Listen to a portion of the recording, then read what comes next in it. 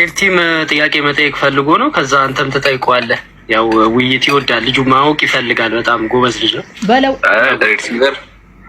ኤርቲም ቲክቶክ ላይ የብዙ አመት ቆይታ አለን። ያው የሆነ ጊዜ ይሳደብ ነበር፣ ግን አሁን አስተካክሏል ብዬ አስባለሁ። ኢንሻአላህ አሁን ትልቅ ሰው ከሆነ በስድብ አያምንም። ስድብ ጥቅም ስለሌለው ማለት ነውና ኢንሻአላህ ወገናችሁ ጥያቄ ማቅረብ ትችላለህ። ወይ ጉድ! እኔን ታውቀኛለህ ከዚህ በፊት ይብራ። ኧረ ተው ብራዘር፣ በኋላ ስንት ጊዜ አልተወያየንም።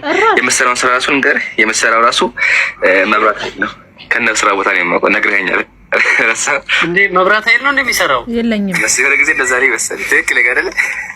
አንተ እኮ አትሳሳት። አጠፋፍቶ ነው አሁን የመጣው። ይገርምሃል። አሁን መብራት እኛ ጋር አሁን ጋር ቀን ሙሉ አልነበረም እና በዚህ ለጫት እንታወቃለን። ባይዘው ኢምራን በጣም ፍቅር የሆነ ልጅ ነው። ሬድ ቲም በጣም ተስማምታችሁ ልታወሩ ትችላላችሁ እና ግን ባልሆነ መንገድ ከሄድክበት ደግሞ አንበሳ ይሆንብሃል።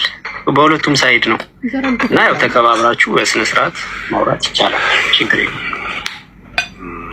ኦኬ ይቻላል። ችግር የለውም። ወገናችን የት ጥያቄ ነበር።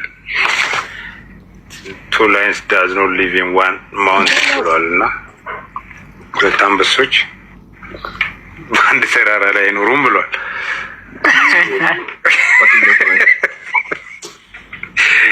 ኧረ ጉዳይ በጣም ትጫወት የለ እንዴ? እሺ ዋስማ የኔ ጥያቄ መሰለህ፣ እስልምና እንግዲህ እናንተ እንደምታወሩት ከሆነ ከነብዩ መሐመድ በፊትም እስልምና ነበረ የሚል አስተምሮት አላችሁ፣ ይታወቃል። ይታወቃል።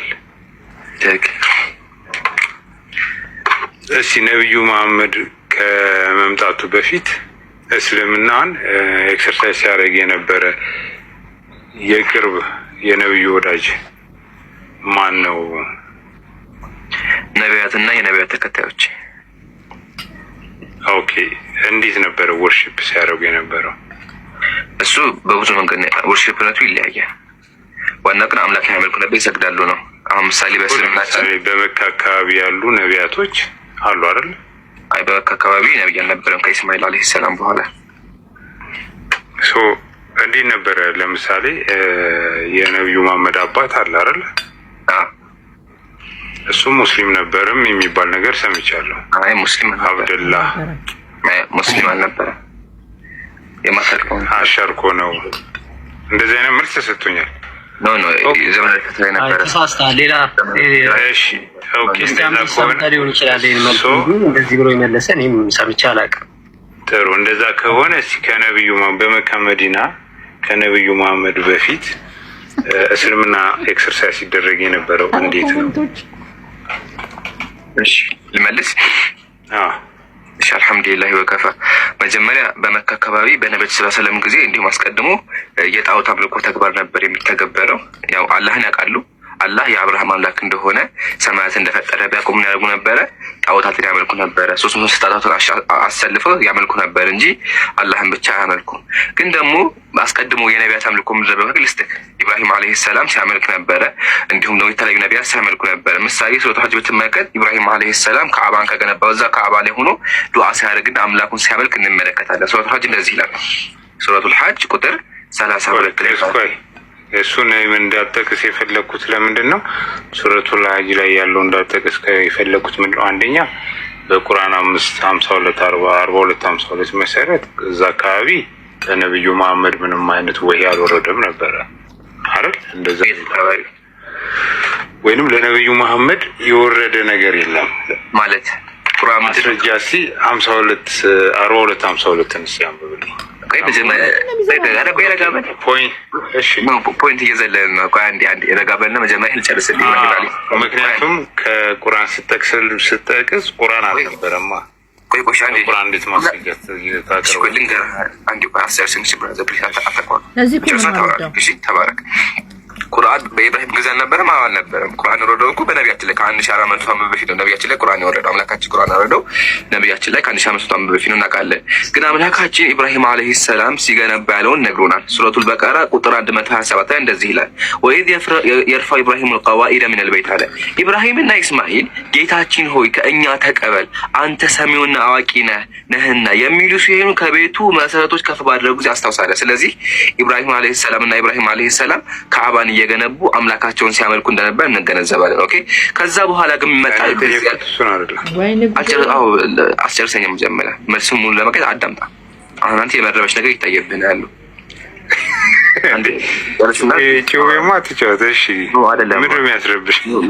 እያቋረጥከኝ ነው ያለው። አንድ ሰው ካቋረጠ የሆነ ነገር ፈርቷል ማለት አስጨርሰኝ። ችግር የለውም። ረጋ ብለህ አዳምጠና ያልገባህ ትጠይቃለህ። ብራዘር እያቋረጥክ ምናምን ከሆነ እኮ ምኑን ትምህርት ሆነ? መጀመሪያ ሙሉ መልስ አዳምጥና ከዛ በኋላ እዚህ አልገባኝም ትላለህ። መወያየት ፈለገ እንወያይ። ደቂቃ ይዘን እንወያይ። ለመወያየት አቅማለህ እኮ እየጠየቅኩ እኮ ነው። ልመልሳ መቼ እንመልስ? መቼ እድል ሰጠኝ? እያስወራኝ እኮ አይደለም። እሺ ቀጥል። አላሳዝንብህም ግን እስካሁን ያወራሁት አካባቢ ጨርሼ እያቋረጥክ ስለሆነ ሚዩት አድርገው። እሺ ክርስቲያን ጎበዞች ፕሊስ በአላህ ቢያንስ ሙስሊም ቤተሰቦች ከኛ አደብ ተማሩ። ሰው ሲያወራ ፕሊስ አትግቡ። ጥያቄ እኮ መጠየቅ እንጂ ያለባቸው እንደዛ ያስኬድ። ኢምራን ምን እንደሚታርቅ ምክር ነው ምክር ይሰጣል። ኖ እኔ ምክር አስፈልግ ለምን ወጥቶናል? እኔ እያቆረክኝ ሆነ መንገድ እንወያይ ነው ያልኩህ። እያስወራኝ አይደለም። በቤት እኮ እያስወራኝ አይደለም። እኔ ቤት መጣ እያስወራኝ ታጎስታል። የጠየቅኩህ ነሽ ነገር አሁንም እየገባህ ነው ያለ። እሺ ቢታርክ ኦኬ። ስለዚህ ኢብራሂም አለይሂ ሰላም እና ኢስማኤል አለይሂ ሰላም ሲያመልኩ ነበር፣ አላህን ያመልኩ ነበር። የተከተባል ከአባ ላይ ሆኖ አላህን ሲያመልኩ እናያለን። ነገር ግን ከኢብራሂም እና ከኢስማኤል በኋላ የጣዖት አምልኮ ዘመን መጣ። ጊዜያት ከነቢያት በራቀ ቁጥር ኢብራሂም እና ኢስማኤል በመሀል ያለው ዘመን እየራቀ በመጣ ቁጥር ሰዎች ማድረግ ጀመሩ። ጣዖታትን እየሰሩ ጣዖት ማምለክ ጀመሩ። አላህ የአብርሃም አምላክ እንደሆነ ቢያውቁም ጣዖት አምላኪያ ማድረግ ጀመሩ። ከአላህ ሌላ ጣዖታትን ማምለክ ጀመሩ። ከዛ አምላካችን ማድረግ ያንን ጨለማ ለማስወገድ ያንን ዘመነ ጣዖት አምልኮ ለማስወገድ የአብርሃምን መንገድ ለመመለስ ማድረግ የመጨረሻውን ከአብርሃም ዘር የሆኑ የተከበሩትን ነብይ ላከ። እሳቸውን መጥተው ጣዖታትን አታምልኩ፣ አንድ አምላክን ብቻ ኢብራሂምና ኢስማኤል ሲያመልኩት እንደነበረ እሱን ብቻ አምልኩ ብሎ ሰበኩ። አራት ጨርሻለሁ። ያልገባህ ካለ ጠይቅ። ጥያቄ አንደኛ ሬድ ምን መሰለህ፣ ጥያቄው ያው ሎጂካሊ ነው። ጥያቄው ከእስልምና በፊት እስልምና በኋላ አድርገህ ነው ለመጠየቅ እየሞከርክ ያለው። ቁርአን የሙስሊሞች መረጃ መጽሐፍ፣ የሃይማኖት መጽሐፍ ቁርአን ነው። ከቁርአን ውጪ ከባይብል ላይ ሄዶ ሊያመጣልህ አይችልም። ከታሪክ ሊያመጣልህ አይችልም። ታሪክ እስልምና ሃይማኖትን ተከታይ አይደለም። ታሪክ ገለልተኛ የሆነ ተቋም ነው። ሶ አጠያየቅህ ሎጂካሊ ምንድን ነው? ልክ እንዴት ነው ኢየሱስ ክርስቶስ ከመምጣቱ በፊት ክርስትና ነበር ወይ ብሎ እንደመጠየቅ ማለት ነው። እንዲህ አይነት አጠያየቅ ትክክል አይደለም። ግን አንዱ እምነት ከአይሁድ ጀምሮ በክርስትናውም አልፎ እስልምና እንደ አላህ እንደ ተቋም አድርጎ በቁርአን ላይ ለሁሉም ለአይሁዶችም ለክርስቲያኖችም እስኪሰጥ ድረስ ግን በአረቡ ምድር ላይ ከፕሪ ኢስላሚክ ፔሪየድ ይባላል። ከዛ በፊት በጃህሊያ ዘመን ነበሩ። ኦኬ ገብተዋል ማለት ነው። በሽርክ ነገሮች ጣዖታቶችን በማምለክ በዛ ነገር ላይ ነበሩ። ነገር ግን ይሄ ማለት እስልምና የለም ሙስሊም የለም ማለት አይደለም። አይሁድ ነቢያቶች የነበሩ በሙሉ ሙስሊሞች ናቸው።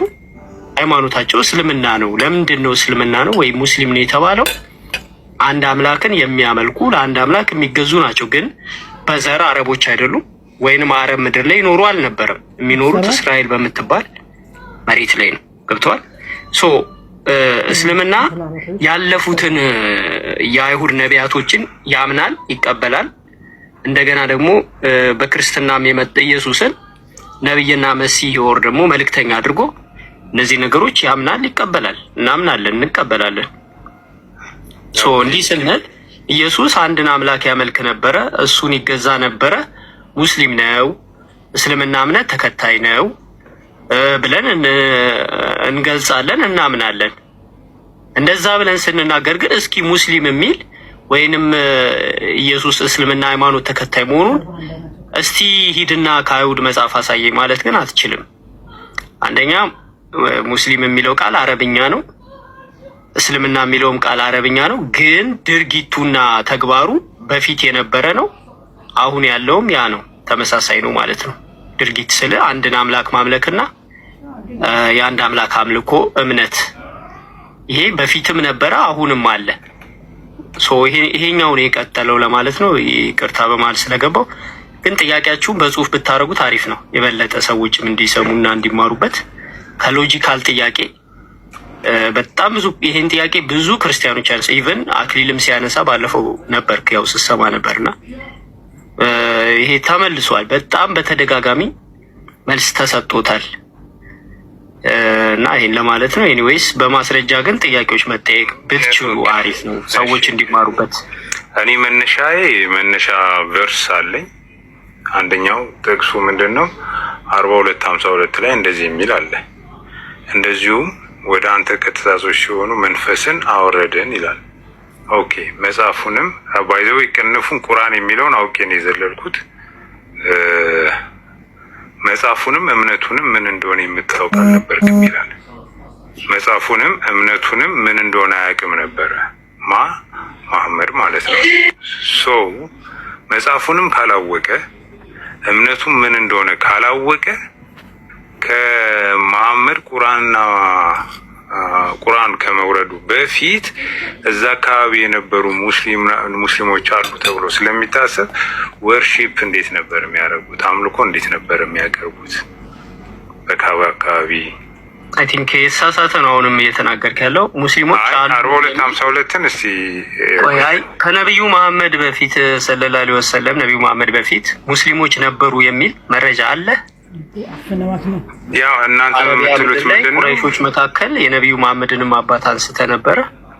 ኬት ነው ያመጣው? እኔ ሰምቼ አላውቅም። ይሄን ሰው ሲወለድ ሙስሊም ነው፣ ሰው ከመጀመሪያው ሙስሊም ነው ትላላችሁ እናንተ። ስለዚህ አሁን ኢምራን ሰው ሙስሊም ስለሆነ ፖይንትን አገኘሁት። ኦኬ ቀጥል። እንደዛ አይነት አመለካከት ስላላችሁ ፖይንቴ 42:52 አንብብና ከዛም በኋላ እሺ ማየት አይሻልም ወይ? እሺ ሚውተር መጀመሪያ ግን ሪትምዬ ወገኔ ቁርአኑን ብናነበው ከጀማ ወላሂ ግርም ይለኛል። በጣም ነው የሚገርም። ለምን እዛው መልሳለ ባዳ አዑዙ ቢላሂ ሚነ ሸይጣን ረጂም አምላካችን እንደዚህ አለ፣ ወከዛሊከ ወሐይና ኢለይከ ሩሐን ሚን አምሪና አለ። እንደዚሁ ወደ አንተ ከሆነ ትእዛዝ ሲሆን መንፈስ ቁርአን አወረድን አለ። አምላካችን አወረደ፣ ቁርአንን አወረደ። እሺ ከቁርአን በፊት አለ መጽሐፉን እምነቱንም ምን እንደሆነ የምታውቅ አልነበርክም አለ። ነብዩ ሰለላሁ ዐለይሂ ነብይ ከመደረጋቸው በፊት ስለ ቁርአን አያውቁም ነበረ። ስለ ቁርአን አውቀቶች ሲባል ነብይ ተደርገው ሲላኩ ነብይ ተደርገው ከተባ ደግሞ እንደምናውቀው በ40 ዓመታቸው አይደለ። ስለዚህ አማካችን ነብይ አድርገው ሲልካቸው ምናወቁ ስለ እስልምና አወቁ። ቀጥሎ እምነትንም አታውቅም ነበር አለ። አው አያውቁም ነበር። ስለ እስልምና ጋቃሉ እንዴ ነብያችን አያውቁም። ስለ ኢማን ጋቃሉ እንዴ አያውቁም እኮ አይደለ። በዘመነ ጃሂልያ ጊዜ ስለ ነብያት እኮ አያውቁም። ጣዖት አምላኪያ ነብይ ምን እንደሆነ አያውቁም። እሱን ተውትና ጣዖት አምላኪያ ነው መልቂያ ማሱን እነሳለን ብለው አያምኑም እኮ። እምነት የላቸውም።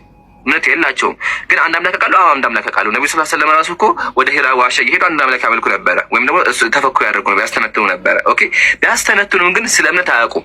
የውመል ቂያማ መነሳት እንዳለ እንዲሁም መላእክቶች እንዳሉ ከሱም አልፎ ደግሞ ነቢያት እንዳሉ አያውቁም ነበር። ቀጥሎ አታውቅም ነበር፣ የምታውቅ አልነበርክም።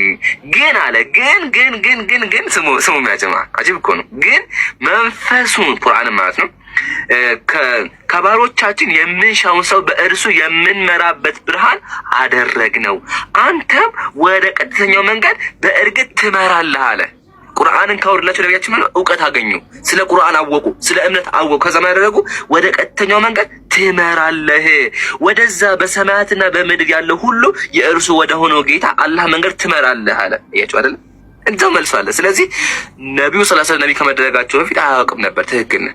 ግን አምላካችን ነብይ ሲያደርጋቸው ማለት እውቀት ሰጣቸው። ምሳሌ አምላካችን አላሁ ሱብሃነሁ ሙሳን ሲመጣው ሙሳ ከመመረጡ በፊት አስቀድሞ እምነት የለውም ነበር፣ አያውቅም ነበር። እምነት የለውም አያውቅም ነበር። ስለ እምነት ወይም ደግሞ ስለ ተውራት አያውቅም ነበር። አምላካችን ያደረገው ሙሴን መረጠውና እሱ ላይ ተውራት አወረደ።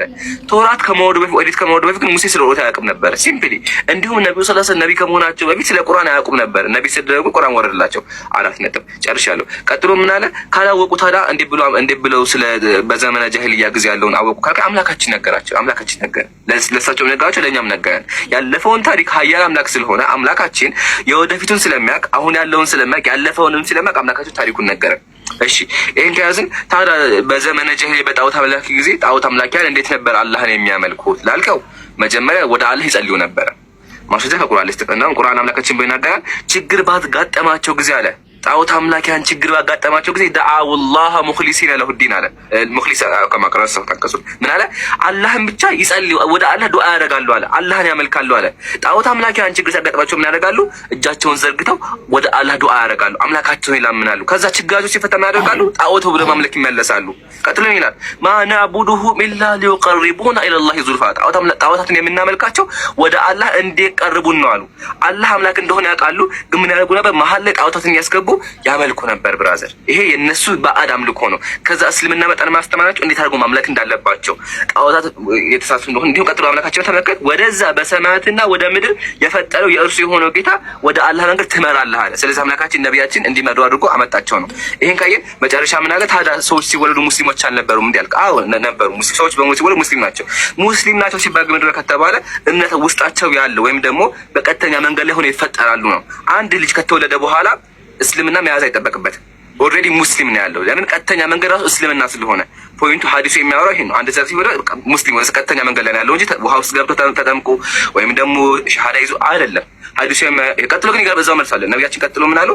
ፈአበዋሁ አባቶቹ ቤተሰቦቹ ይሐዊዳኒ አይሁድ ያደርጉታል አው ዩነስራኒ ክርስቲያን ያደርጉታል፣ አው ዩመጅሳ ወይም ጣዖት አምላኪ ያደርጉታል። ስለዚህ በጣዖት አምላኪያን ዘመን አንድ ልጅ ከተወለደ በኋላ ሲያድግ ምን ያደርጉታል? ጣዖት እንዲያመልክ ያደርጉታል ነው።